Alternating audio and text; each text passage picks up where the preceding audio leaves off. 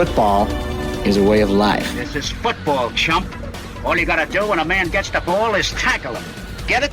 The man with the ball. Bring him down. Football is about controlling that anger, harnessing that aggression into a team effort to achieve perfection. You fumble the football, and I will break my foot off in your John Brown hind parts. And then you will run a mile. You block about as good as a jelly donut. You know that? People can learn a great deal from a skillfully played football game. What civilized person would play a game with the skin of an innocent pig? Dad!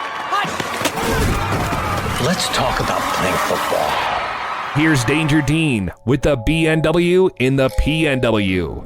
Hello, and welcome to another edition of the Broncos Northwest podcast. My name is Danger Dean. Why the Northwest? Because that's where I currently reside. From Colorado. Just a displaced fan, if you will. And I know I'm not alone. Not only here in this greater Seattle area, but I know we're all over the place. So this is like a little bit of home for myself. Trying not to lose too much of my beloved Denver Broncos. Hello and welcome to the show. If you'd like to reach out, we've got a few different ways you can do so. Of course, social media, everyone's got one. We're all active, right? Well, I'm active. Very active. You can be active with me. Facebook, Instagram, Twitter, all at the B&W Podcast. If you want to go the email route, I'm up for that as well. Broncos Northwest Podcast at gmail.com. And of course, you can get a hold of me by giving me a call or shooting me a text message. Either way, leave me a message. 731-4-DANGER. You and your opinions can be a guest on the show. It's that simple. You call any time of day you want. Middle of the night, you get an idea, an opinion, you want to share it, boom, hit the number. I don't mind. Also want to give a big shout out to the Broncos fans of Seattle Facebook page. Always active, always enjoy your opinions because rarely do we have the same one. Sometimes I need to be checked. Not afraid to admit that. It's been a long 2 weeks. There hasn't been a lot of movement in the football world ever since the draft took place. There hasn't been a lot going on, so we decided we'd take a week break. That and school has just been destroying me, kicked my ass straight up and down. It's been pretty much doing that for the entire year, the entire 2021. But I'm a big boy. I'm an adult, so I decided, you know what? I'm going to take a break from school. And I know it doesn't sound like the most responsible thing. I know, I get it, but I'm a grown ass man. I can take a term off if I want to, or a year, or however long I want to. Now, what else have I done? Let's see. Oh, I shaved my beard off. That's right. I shaved it off into the Aaron Rodgers handlebar mustache. Yeah, I'm serious. I'm willing this thing into existence. I'm pretty sure that this is going to do it. I mean, I made some pretty big sacrifices here. I had a pretty big beard. One to be respected. You'll thank me later when it works.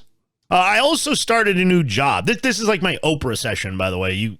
You're along for the ride. And here, since we're along for the ride together, let's enjoy a little beverage. Yeah.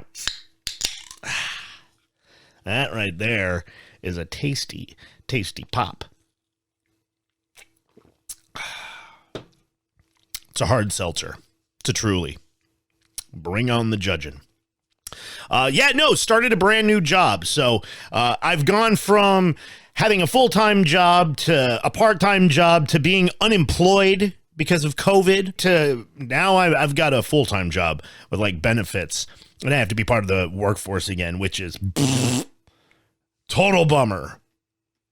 But, these good looks aren't paying the bills, so sometimes you got to do what you got to do. And if my calculations are correct, if I keep it up at the same pace that I am so far, and what I'm projecting to do by the end of the year, if I keep that up past the first year, and then I keep building up momentum, I mean, I should have my own private jet in no time.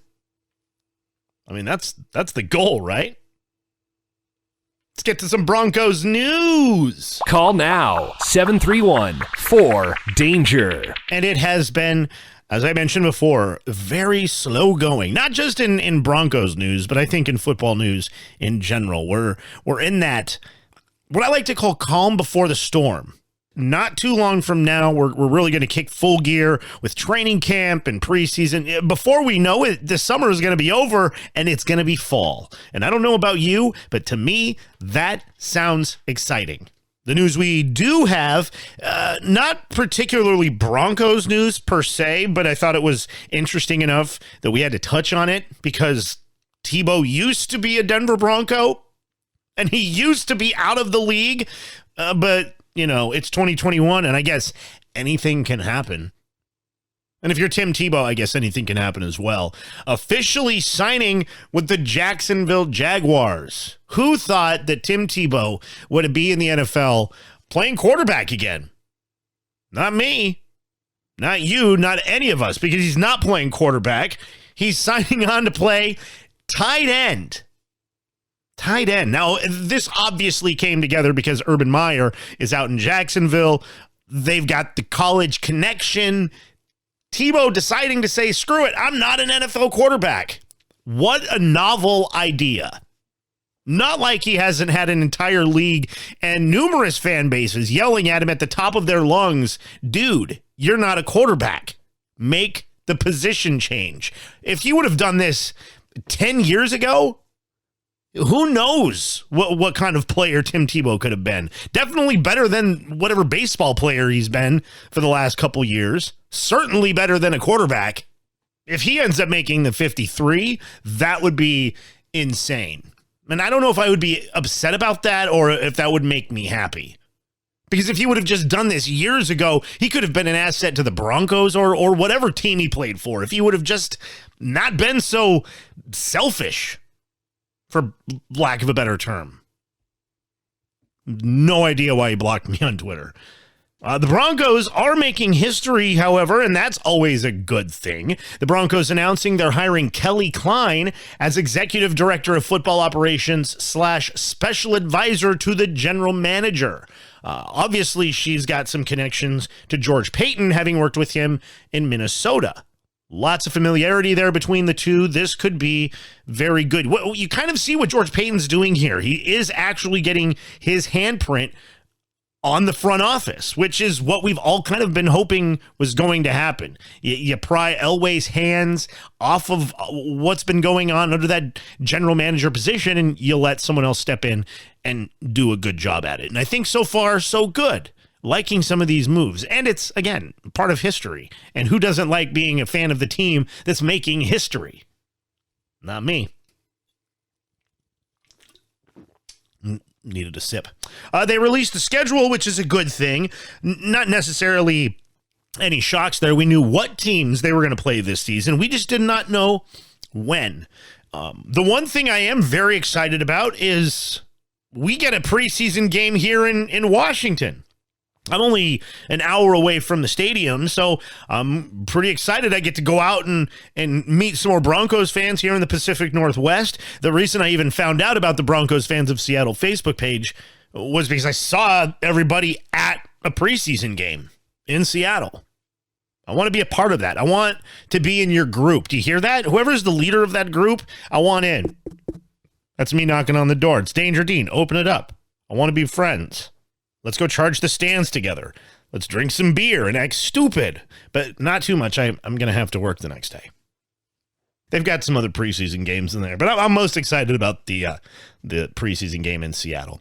As far as the regular season goes, at New York, week 1, not even a home opener here. Week 2 at Jacksonville. Week 3, there it is, our home opener versus the Jets.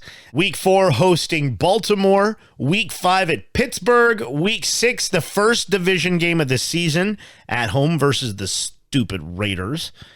Week 7 at Cleveland. We've got Week 8 hosting Washington and their football team, the football team. Week 9 at Dallas. Week 10 hosting Philly before the bye. Of course, the bye being week 11. Week 12 hosting the Chargers. Week 13 at dumb Kansas City. Week 14 hosting Detroit. Week 15 hosting the Cincinnati Bengals. Week 16 at Vegas. Week 17 at LA Chargers, still a home game, I don't care what you say. And ending the season, week 18, hopefully hosting the Chiefs with playoff implications. That's the hope. Now we're going to go through that schedule with the fine-tooth comb in 2 weeks on the next episode. Trust me, we got some plans for that. We're going to figure out just how well the Broncos are going to do, but we've got to make sure some things are in place before we do that and before we make any other predictions. You never know who could be brought in by the next time that we talk. I've got nobody in particular in mind, obviously. The team has brought in some players, though. I'm trying to add some depth and bolster some lines, and I like to see that. Among them, right tackle Cameron Fleming, recently playing for the Giants. Like I said, adding some depth and experience to the position. Again, I like what the front office is doing. I like some of these moves being made. They're not relying on some of these broken old pieces. Cameron Fleming can contribute right out the gate. Just having some sturdy legs in there makes me feel a lot more comfortable. Because we've had some real weak legs in there the last few years. Luckily, I don't think we're going to have to worry about that too much anymore. I hate to even talk about luckily when it comes to injuries, but let's be honest, we've got Juwan James that's just been chomping money season after season, and unfortunately for him, he did have an injury on his Achilles, I believe, but it was an off-site injury, which in that case, it does free the Broncos from any responsibility financially. They did cut their losses. That saves them $10 million in cap space. Now, I guess Juwan James is planning on filing an appeal, trying to say, hey, no, they still owe me that money. But, I mean, I don't think he's going to win that. I would certainly hope not. The rule was you train on the facilities, and if not, you're pretty much at your own risk. And he took that chance. And he lost. He lost $10 million. The Broncos, they got $10 million. That's a win for the team, I'd say, even at someone else's expense. The team also announced they've cut Deshaun Hamilton. Now, he was looking like a promising part of the team. Like, he could be a contributor. And there was even a rumor that there were trade talks with the 49ers that were going on. So potentially getting some capital from Hamilton. That was until he tore his ACL. Yeah. Team said bye-bye. It's a brutal game. I mean, it's business. Business is your body. It would have been nice to see some capital out of that, but that's just stupid, selfish me talking. We did see phase 2 of the offseason workouts kicking off, which is good because we've got a lot of players that are coming back from injuries. And, you know, you can say which ones, and you can basically close your eyes and throw a dart. They were all injured. Cortland Sutton, however, one of the most notable injuries from last season. He was out there looking a little bit rehabilitated, the leg looking a little bit better. He was running some routes. I don't think he was full participation, but, I mean, that's a good sign, right? Before training camp, he's up, he's moving.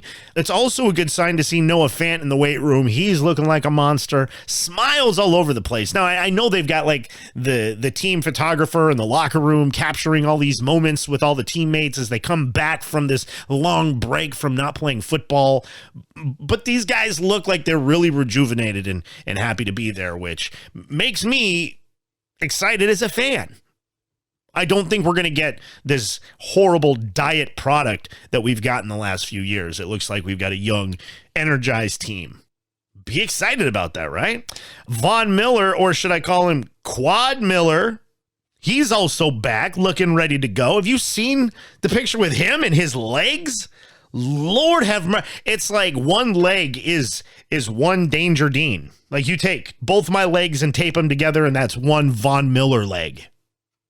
A lot of quarterbacks going to be running for their life this season, and I'm here for it. Bradley Chubb, he's going to be back. You guys, we're really on the tip of something great here, right? The team is looking good. The one thing, and we haven't talked about it yet this episode, the one question mark, what are they doing at quarterback? Let's talk about it. It's Assignment Broncos Country. If you happen to see Tim Tebow, can you ask him to unblock Danger Dean on Twitter? Tell him he didn't mean it, and he'll never say it again. It's the Broncos Northwest Podcast.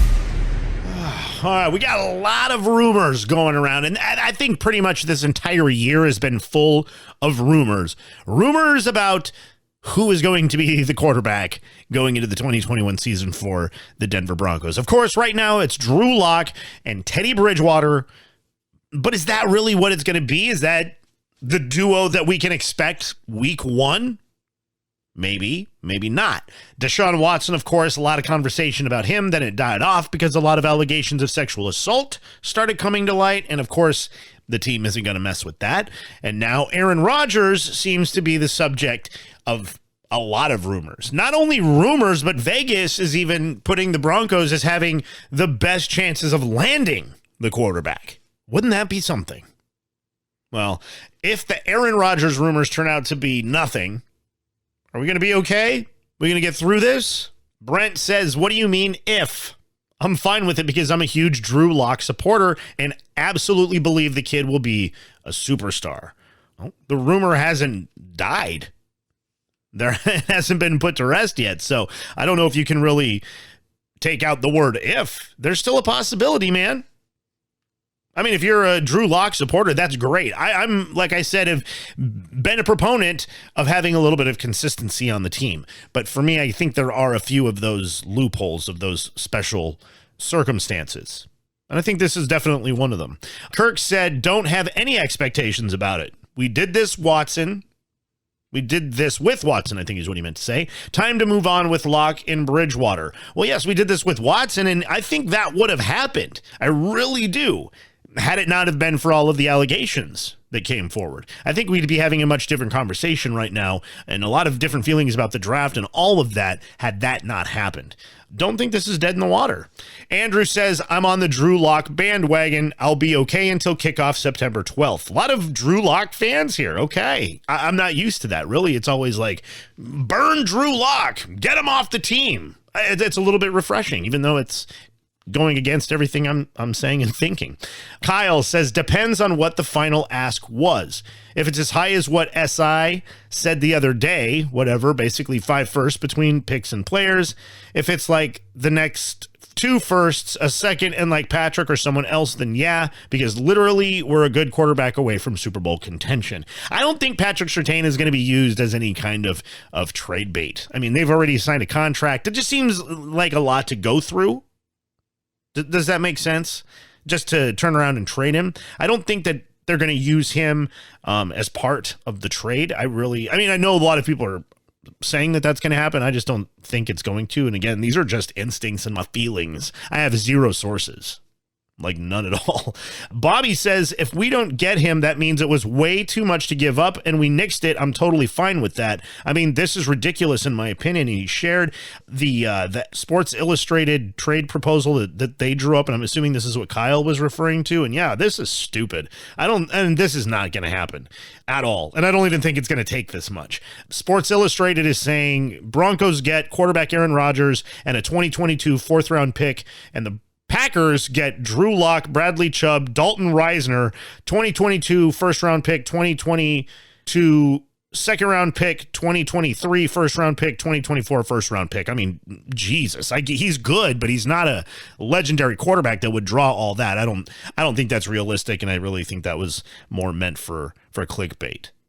Yeah, I don't think it's going to be that much. It's going to come down to contract, I think. I mean, the Packers are already starting to build up insurance policies. I mean, nothing is going to equal Aaron Rodgers, but recently just signing Kurt Benkert, whoever the hell that is. But they've also got Jordan Love, their number 1 draft pick from last year, and Blake Bortles, former Denver Bronco. I think it's only fair we trade. You can have Blake. we can have Aaron Rodgers. Michael says, I feel I would be pretty disappointed. If we could get a quarterback of his caliber for even 3 years, we could be a Super Bowl favorite or even at least make it way harder for the Chiefs to win another. Those stupid Chiefs. But in an ideal scenario, we keep Locke, let him learn behind the remaining years of Rodgers, and we could remain elite. Thanks, guys, for your opinions. Always love them. Always appreciated. Me, I still think that we're all in. I'm predicting it right now. I'm making the call. When we meet up again on this show, when the Broncos Northwest podcast comes back in 2 weeks, we're going to be talking about a whole different dynamic and set of possibilities. Because the Broncos, they're bringing in A-Rod. Yeah, like I said before, I've got my Aaron Rodgers mustache that's ready to go. You can check that bad boy out at the Instagram page at the B&W Podcast. This is happening. The Broncos have something like $36 million in cap space. And then the complaints about the price tag? Are you kidding me? Throw it all at him. Let's get back into contendership. This being stagnant, it isn't working. Let Drew sit behind this guy for a couple seasons because Rodgers isn't playing forever. Or don't. Cut him. I don't care. Make the big move. Show the league that this team is the same one that used to be feared. And more importantly, and even more simply, taken seriously. It's right there. Make some big moves. The big move. Sign Aaron Rodgers.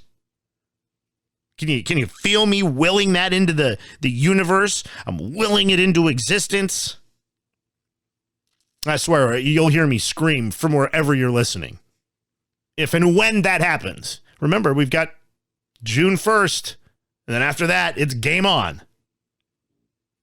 It's happening. Get your opinions in for the next episode. Here's your assignment, Broncos Country. With the schedule being released, give me your way too early to call prediction on the upcoming season's record. Let's have a little fun with it. Get a hold of me at the social media pages, the Facebook page, the Instagram page, the Twitter, all at the B&W Podcast. Shoot me an email at broncosnorthwestpodcast@gmail.com. And of course, you can give me a call whenever you want. Day, night, middle of the night, middle of the day. You get a random idea and you're driving to work. You call me up, you leave a message, leave your name so I can give you a little bit of credit. Or you can even shoot me a text. Same thing. Got to leave your name. Let's get you the credit you deserve. Thank you so much for hanging out with me. My name is Danger Dean. This has been the Broncos Northwest Podcast. Until next time, 2 weeks, baby. Bye.